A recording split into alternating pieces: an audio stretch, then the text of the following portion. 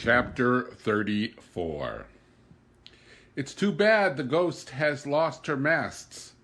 Why, we could sail away in her. Don't you think we could, Humphrey? I sprang excitedly to my feet. I wonder, I repeated, pacing up and down. Maud's eyes were shining with anticipation as they followed me. She had such faith in me, and the thought of it was so much added power. I remembered Michelet's to man, woman is as the earth was to her legendary son. He has but to fall down and kiss her breast, and he is strong again.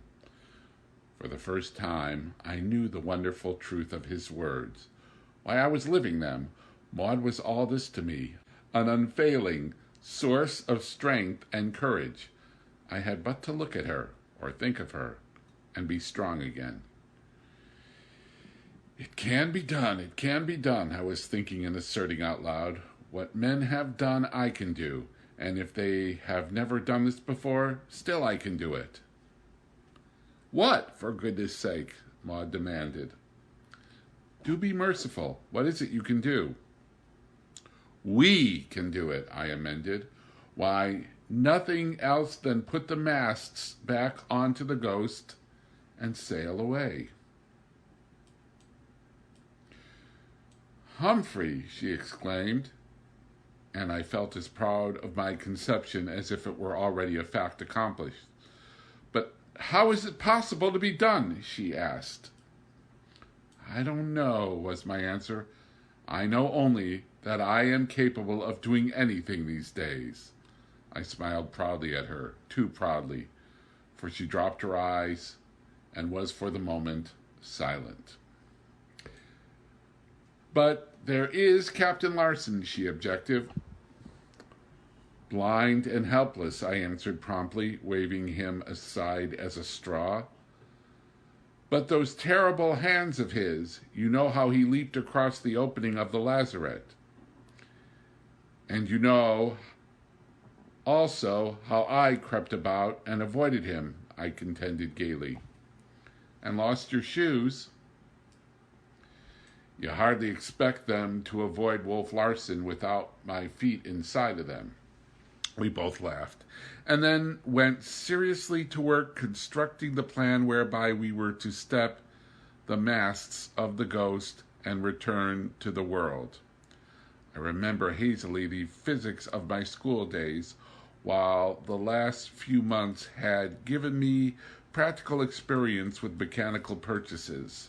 I must say, though, when we walked down to the Ghost to inspect more closely the task before us, that the sight of the great masts lying in the water almost disheartened me. Where were we to begin? If there had been one mast standing, something high up to which to fasten blocks and tackles. But there was nothing. It reminded me of the problem of lifting oneself by one's bootstraps. I understood the mechanics of levers, but where was I to get a fulcrum? There was the mainmast, 15 inches in diameter at what was now the butt, still 65 feet in length and weighing, I roughly calculated, at least 3,000 pounds. And then came the foremast, larger in diameter and weighing surely 3,500 pounds. Where was I to begin? Maud stood silently by my side while I evolved in my mind the contrivance known among sailors as, quote, shears, end quote. But though known to sailors, I invented it there on Endeavor Island by crossing and lashing the ends of two spars and then elevating them in the air like an inverted V. I could get a point above the deck to which to make fast my hoisting tackle.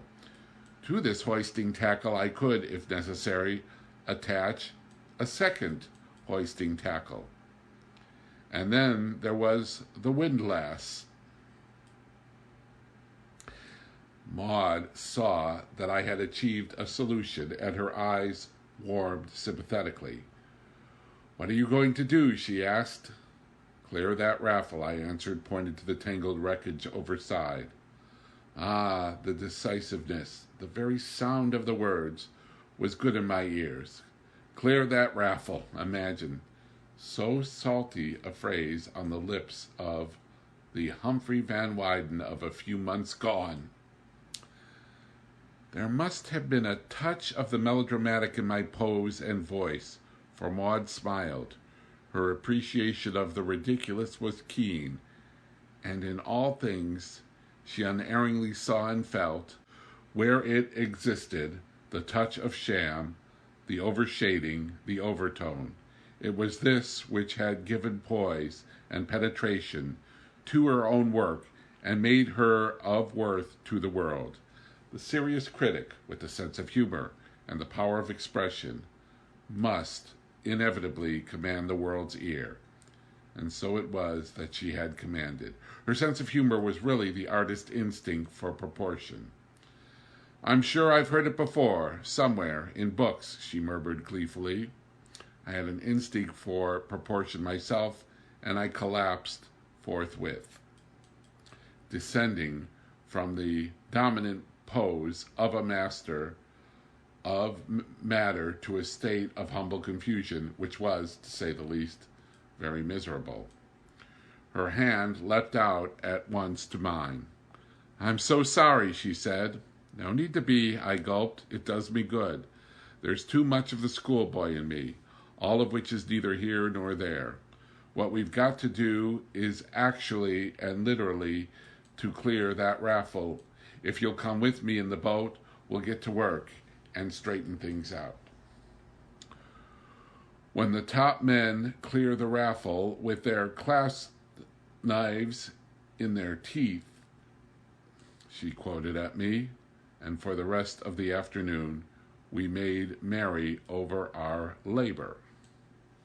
Her task was to hold the boat in position while I worked at the tangle, and such a tangle: halyards, sheets, guys, downhauls, shrouds, stays, all washed about and back and forth, and though entwined and knotted by the sea, I cut no more than was necessary, and what with passing the long ropes under and around the booms and masts, of unreeving the halyards and sheets, of coiling down in the boat and uncoiling in order to pass through another knot in the bight, I was soon wet to the skin. The sails did require some cutting, and the canvas, heavy with water, tried my strength severely, but I succeeded before nightfall in getting it all spread out on the beach to dry.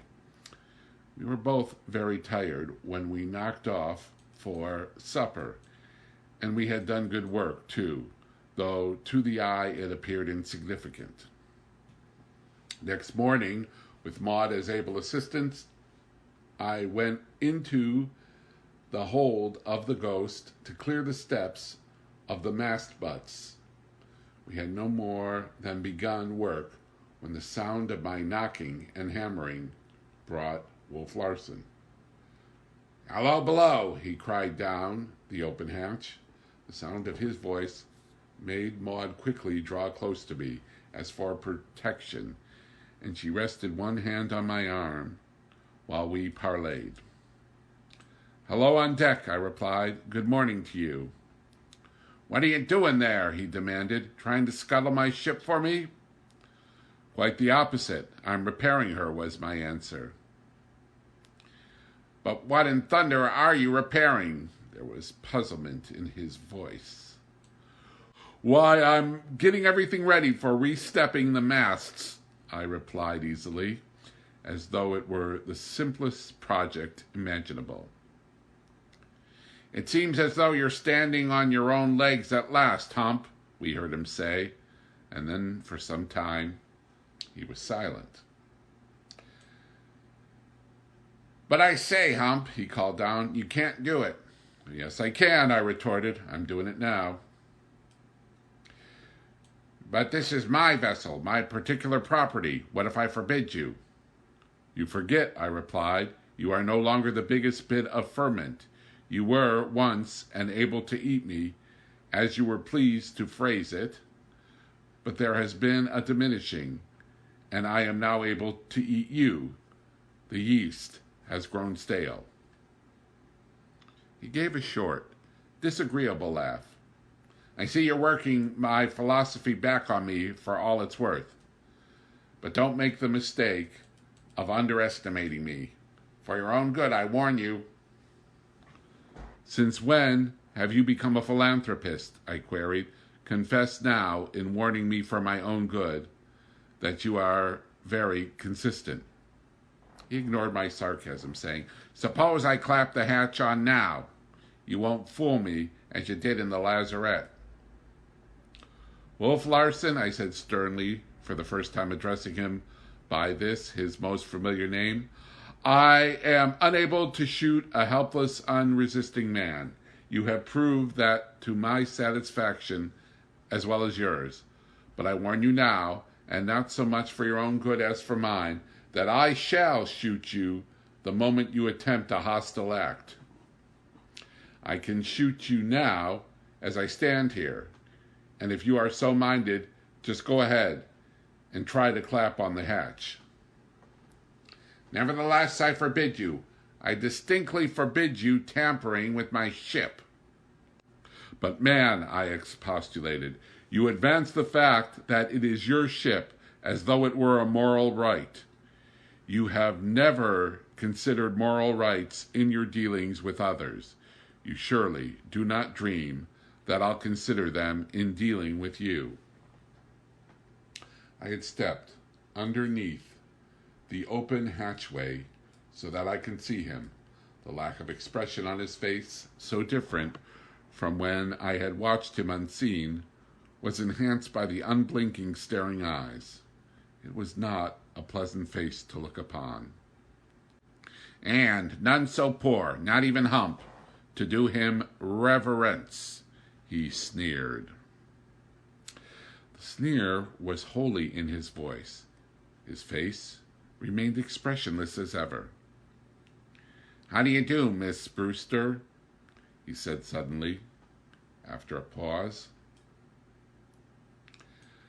I started. She had made no noise whatever, had not even moved. Could it be that some glimmer of vision remained to him, or that his vision was coming back?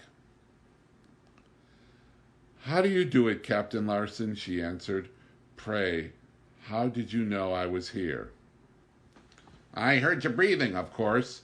I say Hump's improving, don't you think so? I don't know, she answered, smiling at me. I've never seen him otherwise. You should have seen him before, then. Wolf Larsen, in large doses, I murmured, before and after taking. I want to tell you again, Hump, he said threateningly, that you better leave things alone. But don't you care to escape as well as we? I asked incredulously. No, was his answer. I intend dying here. Well, we don't, I considered defiantly, beginning again my knocking and hammering. Chapter 35. Next day, the mast steps clear and everything in readiness, we started to get the two topmasts aboard.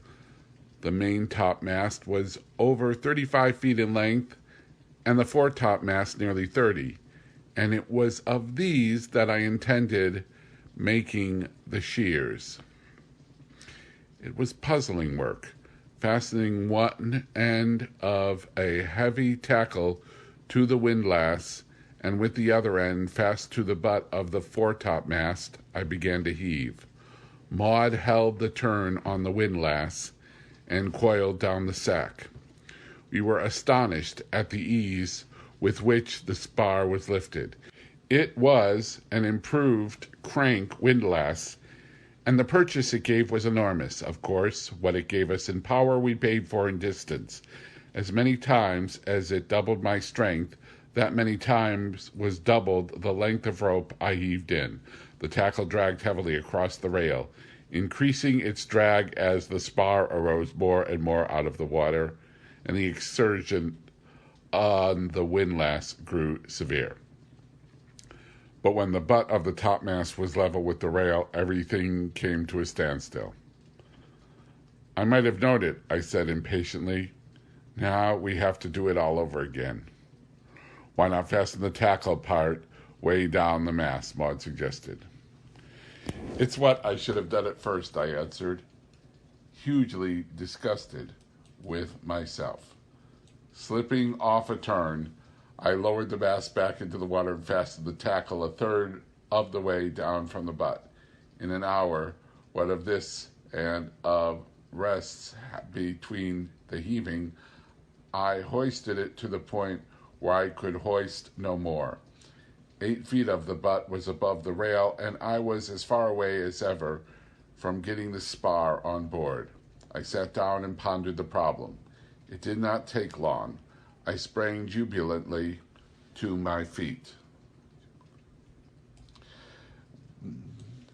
"Now I have it," I cried. "I ought to make the tackle fast at the point of balance. And what I learn of this will serve us with everything else we have to hoist aboard." Once again, I undid all my work by lowering the mast into the water. But I miscalculated the point of balance, so that when I heaved, the top of the mast came up instead of the butt. Maud looked despair, but I laughed and said it would do just as well.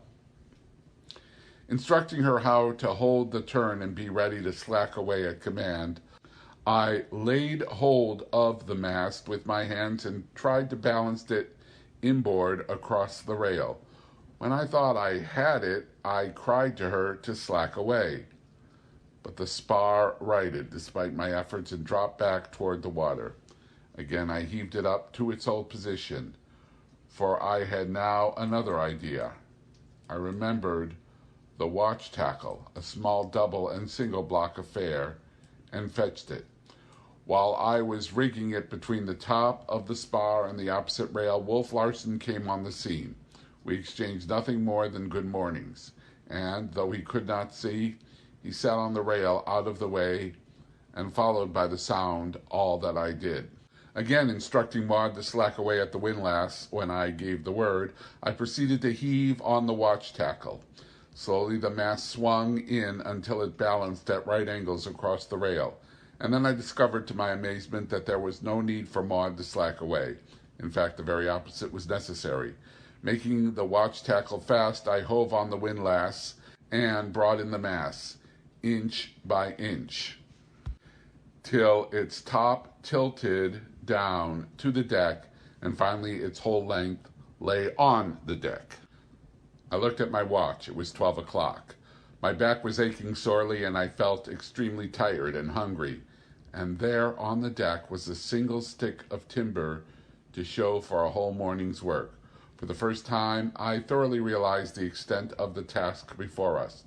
But I was learning. The afternoon would show far more accomplished. And it did, for we returned at 1 o'clock, rested and strengthened by a hearty dinner. In less than an hour, I had the main topmast on deck and was constructing the shears. Lashing the two topmasts together and making allowance for their unequal length, at the point of intersection, I attached the double block of the main throat halyards. This, with the single block and the throat halyards themselves, gave me a hoisting tackle. To prevent the butts of the masts from slipping on the deck, I nailed down the thick cleats. Everything in readiness, I made a line fast to the apex of the shears and carried it directly to the windlass.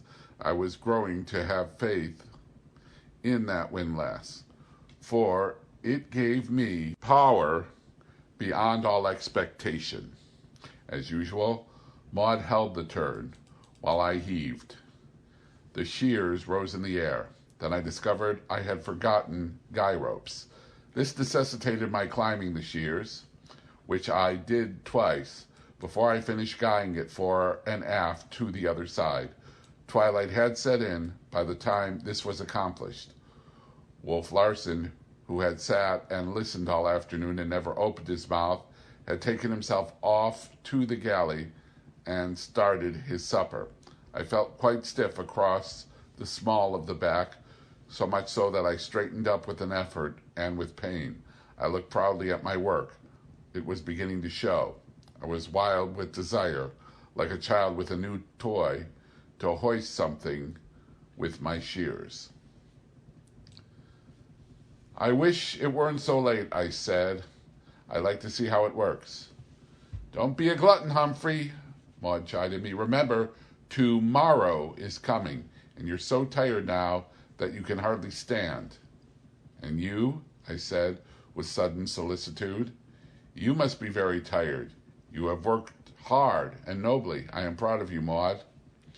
"Not half as proud as I am of you, nor with half the reason," she answered, looking me straight in the eye for a moment with an expression in her own and a dancing, tremulous light which I had not seen before, and which gave me a pang of quick delight, I know not why, for I did not understand it. Then she dropped her eyes to lift them again, laughing. "If our friends could see us now," she said, "look at us. Have you ever paused for a moment to consider our appearance?"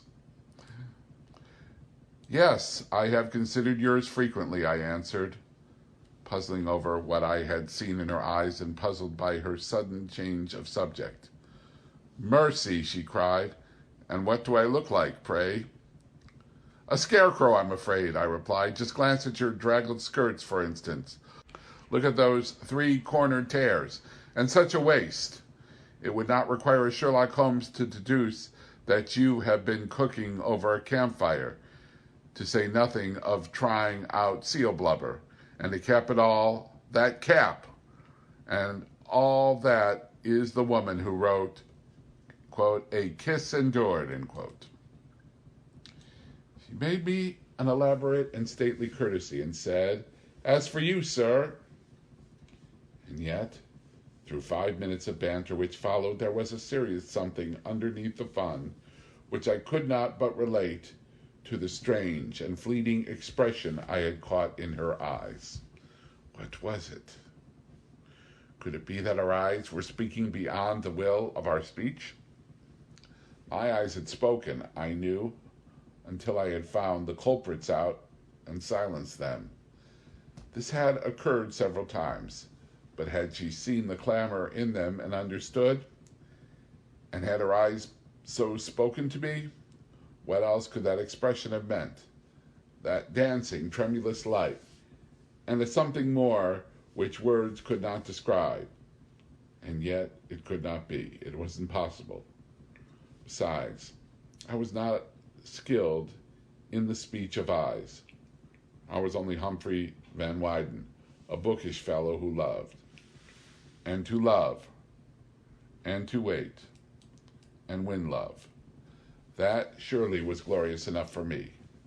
And thus I thought, even as we chaffed each other's appearance until we arrived ashore, and there were other things to think about. "It's a shame, after working hard all day, that we cannot have an uninterrupted night's sleep," I complained after supper. "But there can be no danger now from a blind man?" she queried. "I shall never be able to trust him," I averred, "and far less now that he is blind. The liability is that his part helplessness will make him more malignant than ever. I know what I should do tomorrow. The first thing, run out a light anchor and kedge the schooner off the beach. And each night when we come ashore in the boat, Mr. Wolf Larsen will be left a prisoner on board. So this will be the last night we have to stand watch, and because of that, it will go the easier." We were awake early and finishing breakfast as daylight came. "Oh, Humphrey," I heard Maud cry in dismay and suddenly stop. I looked at her. She was gazing at the ghost. I followed her gaze, but could see nothing unusual. She looked at me, and I looked inquiry back. "The shears," she said. Her voice trembled. I had forgotten their existence. I looked again, but could not see them. "If he has," I muttered savagely. She put her hand sympathetically on mine and said, "You will have to begin over again." "Oh, believe me, my anger means nothing. I could not hurt a fly," I smiled back bitterly. "And the worst of it is, he knows it. You are right. If he has destroyed the shears, I shall do nothing except begin over again. But I'll stand watch on my board hereafter," I blurted out a moment later. "And if he interferes?" "But I dare not stay ashore all night alone," Maud was saying when I came back to myself. "It would be so much nicer if he would be friendly with us and help us. We could all live comfortably aboard." "We will," I asserted, still savagely, for the destruction of my beloved shears had hit me hard. "That is, you and I will live aboard, friendly or not, with Wolf Larsen." "It's childish," I laughed later, "for him to do such things, and for me to grow angry over them, for that matter." But my heart smote me when we climbed aboard and looked at the havoc he had done. The shears were gone altogether. The guys had been slashed right and left. The throat halyards, which I had rigged, were cut across through every part, and he knew I could not splice. A thought struck me. I ran to the windlass. It would not work. He had broken it. We looked at each other in consternation. Then I ran to the side. The masts, booms, and gaffs I had cleared were gone. He had found the lines which held them and cast them adrift. Tears were in Maud's eyes, and I do believe they were for me. I could have wept myself. Where now was our project of remasting the Ghost? He had done his work well. I sat down on the hatch combing and rested my chin on my hands in black despair. "He deserves to die," I cried out, "and God forgive me, I am not man enough to be his executioner." But Maud was by my side, passing her hand soothingly through my hair as though I were a child, saying, "There, there, it will all come right. We are in the right, and it must come right." I remembered Michelet and leaned my head against her, and truly I became strong again. The Blessed Woman was an unfailing fount of power to me. What did it matter? Only a setback, a delay. The tide could not have carried the masts far to seaward, and there had been no wind. It meant merely more work to find them and tow them back. And besides, it was a lesson. I knew what to expect. He might have waited and destroyed our work more effectually when we had more accomplished. "Here he comes now," she whispered. I glanced up. He was strolling leisurely along the poop on the port side. "Take no notice of him," I whispered. "He's coming to see how we take it. Don't let him know that we know. We can deny him that satisfaction. Take off your shoes, that's right, and carry them in your hand." And then we played hide and seek with the blind man. As he came up the port side, we slid past on the starboard, and from the poop we watched him turn and start aft on our track. He must have known somehow that we were on board, for he said, "Good morning," very confidently, and waited for the greeting to be returned. Then he strolled aft, and we slipped forward. "Oh, I know you're aboard," he called out, and I could see him listen intently after he had spoken. It reminded me of the great hoot owl listening after its booming cry for the stir of its frightened prey. But we did not stir, and we moved only when he moved. And so we dodged about the deck, hand in hand, like a couple of children chased by a wicked ogre, till Wolf Larsen, evidently in disgust, left the deck for the cabin. There was glee in our eyes, and suppressed titters in our mouths, as we put on our shoes and clambered over the side into the boat. And as I looked into Maud's clear brown eyes, I forgot the evil that he had done, and I knew only that I loved her, and that because of her, the strength was mine to win our way back to the world. Chapter 36. For 2 days, Maud and I ranged the sea and explored the beaches in search of the missing masts. But it was not till the 3rd day that we found them, all of them, the shears included, and, of all perilous places, in the pounding surf of the grim southwestern promontory. And how we worked! At the dark end of the 1st day we returned, exhausted, to our little cove, towing the main mast behind us. And we had been compelled to row, in a dead calm, practically every inch of the way. Another day of heartbreaking and dangerous toil saw us in camp with the 2 topmasts to the good. The day following I was desperate, and I rafted together the foremast, the fore and main booms, and the fore and main gaffs.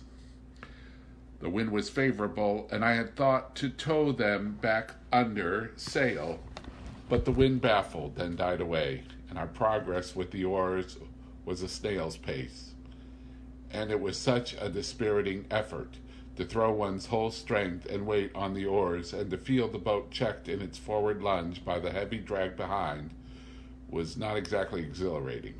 Night began to fall, and to make matters worse, the wind sprang up ahead.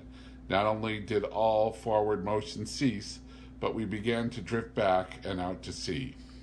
I struggled at the oars till I was played out. Poor Maud, whom I could never prevent from working to the limit of her strength, lay weakly back in the stern sheets. I could row no more. My bruised and swollen hands could no longer close on the oar handles. My wrists and arms ached intolerably, and though I had eaten heartily of a 12 o'clock lunch, I had worked so hard that I was faint from hunger. I pulled in the oars and bent forward to the line which held the tow. But Maud's hand leaped out restrainingly to mine. "What are you going to do?" she asked in a strained, tense voice. "Cast it off," I answered, slipping a turn of the rope. But her fingers closed on mine. "Please don't," she begged. "It is useless," I answered. "Here is night and the wind blowing us off the land." "But think, Humphrey, if we cannot sail away on the Ghost, we may remain for years on the island, for life even. If it has never been discovered all these years, it may never be discovered." "You forgot the boat we found on the beach," I reminded her. "It was a seal hunting boat," she replied, "and you know perfectly well that if the men had escaped, they would have been back to make their fortunes from the rookery. You know they never escaped." I remained silent, undecided. "Besides," she added haltingly, "it's your idea, and I want to see you succeed." Now I could harden my heart as soon as she put it on a flattering personal basis. Generosity compelled me to deny her. "Better years on the island than to die tonight or tomorrow, or the next day in the open boat. We are not prepared to brave the sea. We have no food, no water, no blankets, nothing. Why, you'd not survive the night without blankets. I know how strong you are. You are shivering now." "It is only nervousness," she answered. "I'm afraid you will cast off the masts in spite of me." "Oh, please, please, Humphrey, don't," she burst out a moment later.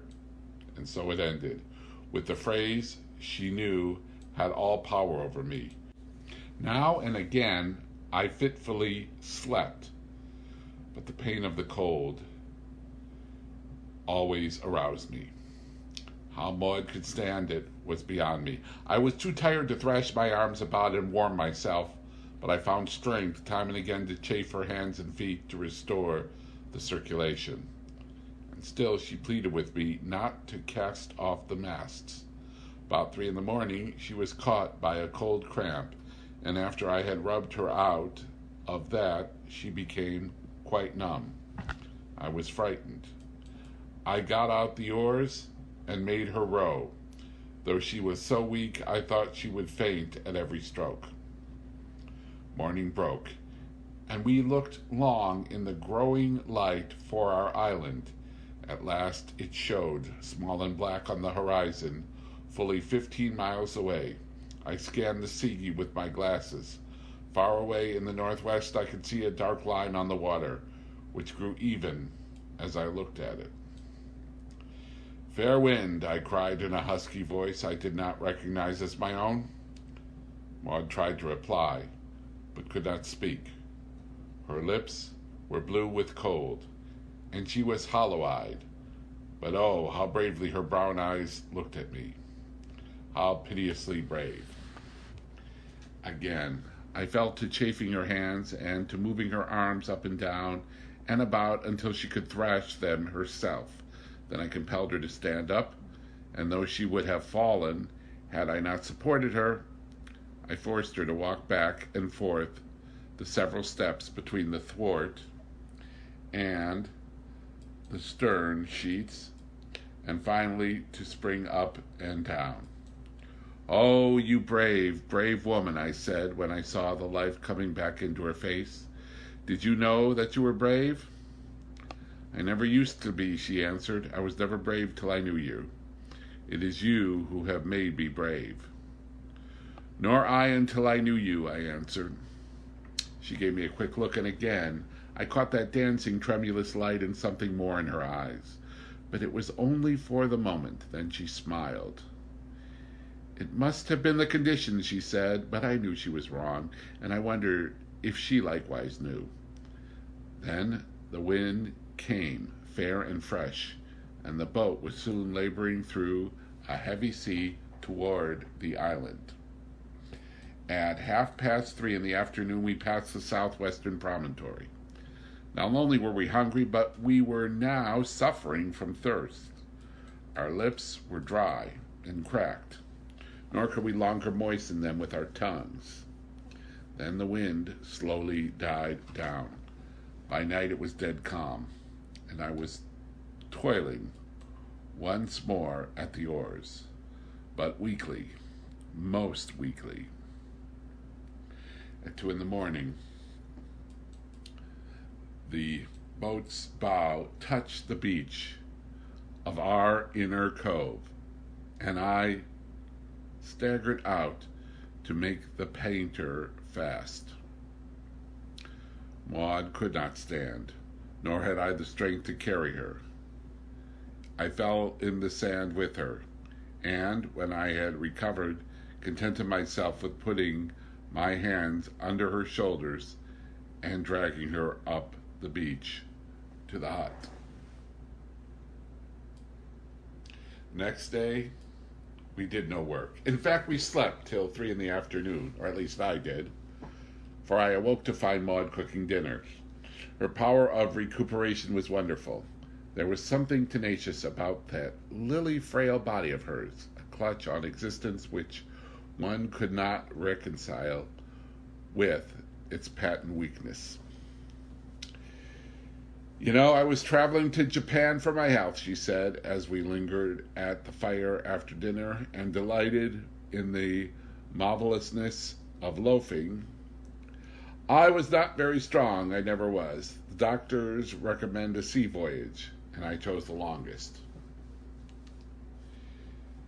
"You little knew what you were choosing," I laughed. "But I shall be a different woman for the experience, as well as a stronger woman," she answered, "and I hope a better woman. At least I shall understand a great deal more of life." Then, as the short day waned, we fell to discussing Wolf Larsen's blindness. It was inexplicable. and that it was grave, I instanced his statement that he intended to stay and die on Endeavor Island. When he, strong man that he was, loving life as he did, accepted his death, it was plain that he was troubled by something more than mere blindness. There had been his terrific headaches, and we were agreed that it was some sort of brain breakdown, and that in his attacks he endured pain beyond our comprehension. I noticed as we talked over his condition that Ma's sympathy went out to him more and more. Yet I could not but love her for it. So sweetly womanly was it. Besides, there was no false statement about her feeling. She was agreed that the most rigorous treatment was necessary if we were to escape, though she recoiled at the suggestion that I might sometime be compelled to take his life to save my own. Our own, she put it. In the morning, we had breakfast, and we were at work by daylight. I found a large kedge anchor in the forehold, where such things were kept, and with a deal of exertion got it on deck and onto the boat. With a long running line coiled down in the stem, I rowed well out into our little cove and dropped the anchor into the water. There was no wind. The tide was high, and the schooner floated.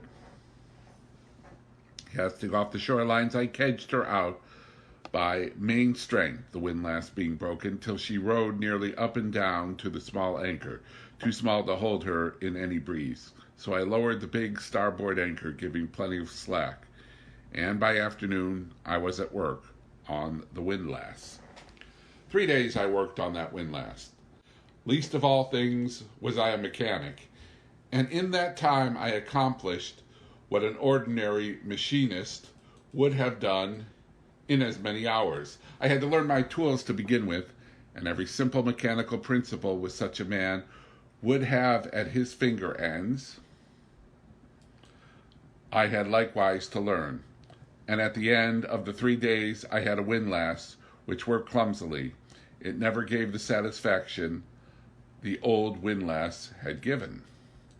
But it worked, and made my work possible. In half a day, I got the 2 topmasts aboard and the shears rigged and guyed as before. And that night I slept on board and on deck beside my work. Maud, who refused to stay alone ashore, slept in the forecastle. Wolf Larsen sat about it, listening to my repairing the windlass and talking with Maud and me upon indifferent subjects. No reference was made on either side to the destruction of the shears, nor did he say anything further about my leaving his ship alone. But still I had feared him, blind and helpless, and listening, always listening, and I never let his strong arms get within reach of me while I worked. On this night, sleeping under my beloved shears, I was aroused by his footsteps on the deck. It was a starlight night, and I could see the bulk of him dimly as he moved about. I rolled out my blankets and crept noiselessly after him in my stocking feet. He had armed himself with a draw knife from the tool locker, and with this he prepared to cut across the throat halyards I had rigged to the shears. He held fast the halyards with his hands and discovered that I had not made them fast. This would not do for a draw knife. So he laid hold of the running part, hove taut, and made fast. Then he prepared to saw across with the draw knife. "I wouldn't if I were you," I said quietly. He heard the click of my pistol and laughed. "Hello, Hump," he said. "I knew you were here all the time. You can't fool my ears." "That's a lie, Wolf Larsen," I said just as quietly as before. "However, I am making for a chance to kill you, so go ahead and cut." "You have the chance, always," he sneered. "Go ahead and cut," I threatened ominously.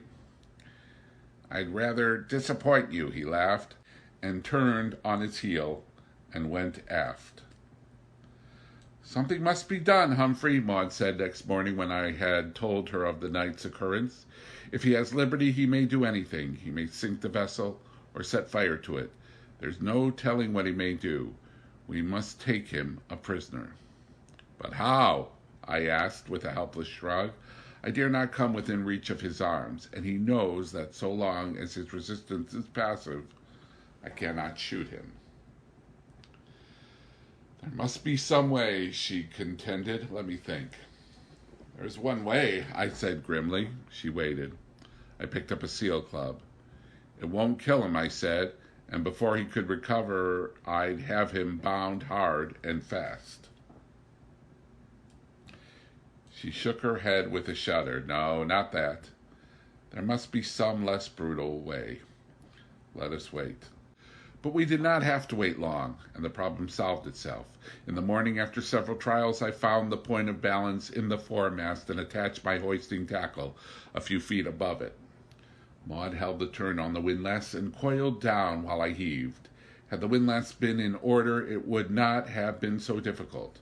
As it was, I was compelled to apply all my weight and strength to every inch of the heaving. I had to rest frequently.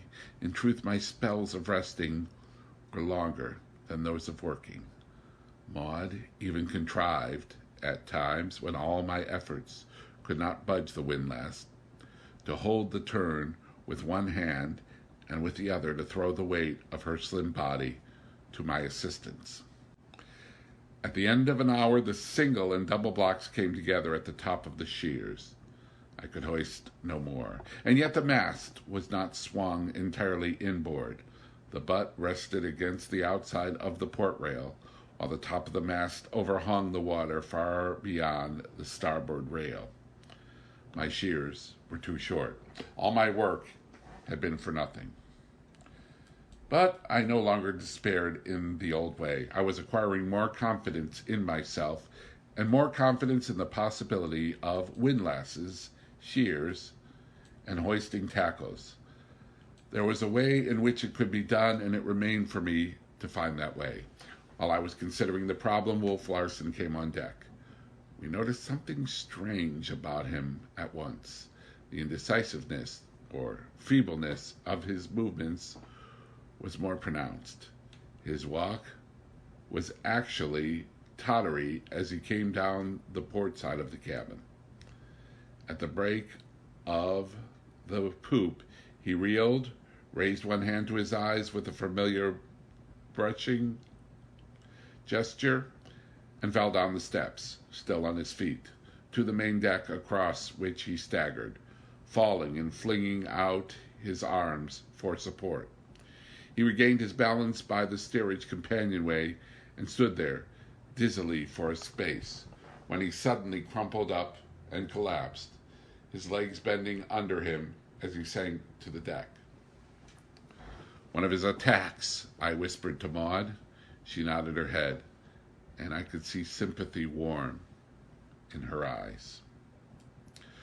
We went up to him, but he seemed unconscious, breathing spasmodically.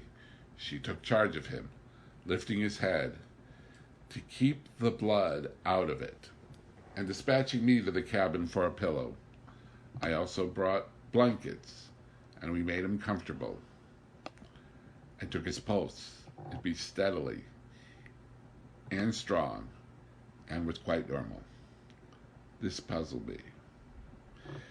I became suspicious. What if he should be feigning this? I asked, still holding his wrist. Maud shook her head, and there was reproof in her eyes. But just then, the wrist I held leaped from my hand, and the hand clasped like a steel trap about my wrist. I cried aloud in awful fear, a wild, inarticulate cry, and I caught one glimpse of his face, malignant and triumphant, as his other hand compassed my body, and I was drawn down to him in a terrible grip.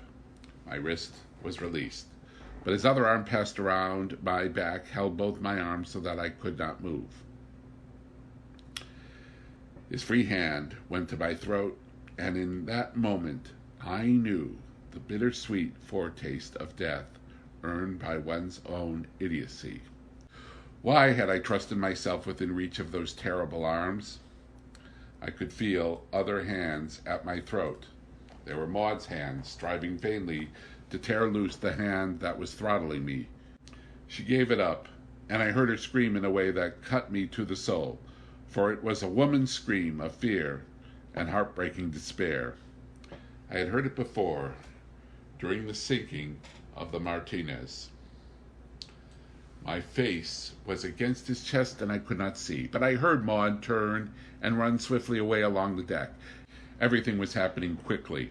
I had not yet had a glimmering of unconsciousness, and it seemed that an interminable period of time was lapsing before I heard her feet flying back.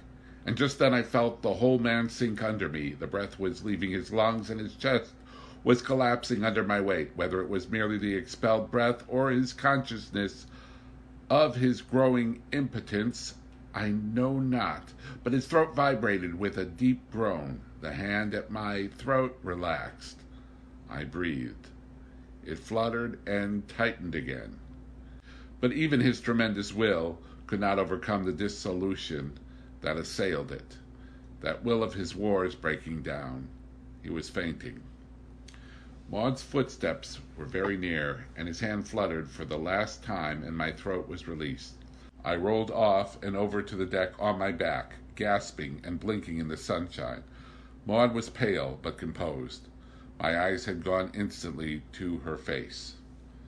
She was looking at me with mingled alarm and relief. A heavy seal club in her hand caught my eyes, and at that moment she followed my gaze down to it.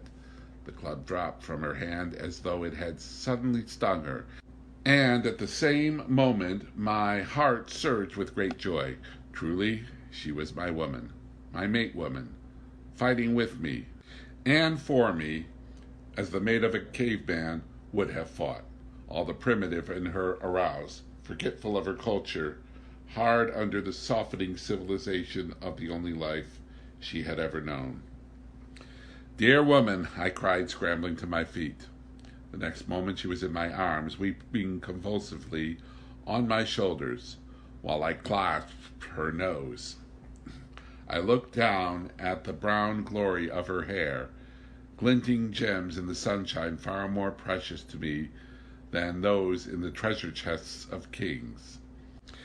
And I bent my head and kissed her hair softly, so softly that she did not know. Then sober thought came to me. After all, she was only a woman crying her relief, now that the danger was past, in the arms of her protector or of the one who had been endangered. Had I been father or brother, the situation would have been in no wise different. Besides, time and place were not meet, and I wished to earn a better right to declare my love. So once again I softly kissed her hair as I felt her receding from my clasp. "It was a real attack this time," I said, "another shock like the one that made him blind.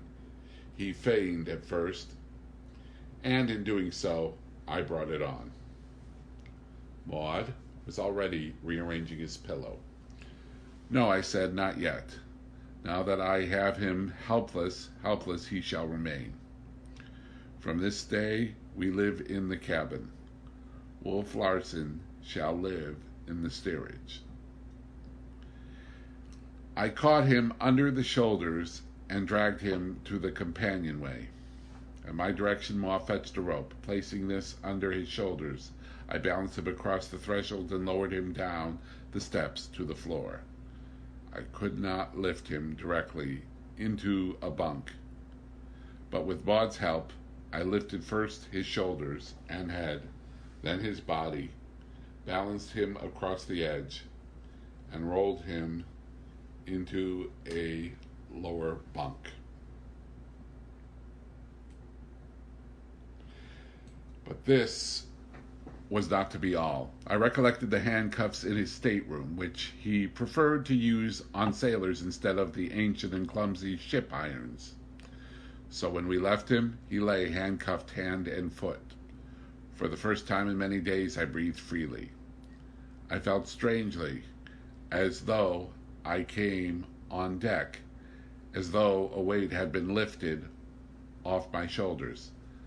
I felt also that Maud and I had drawn more closely together, and I wondered if she too felt as we walked along the deck side by side to where the stalled foremast hung in the shears.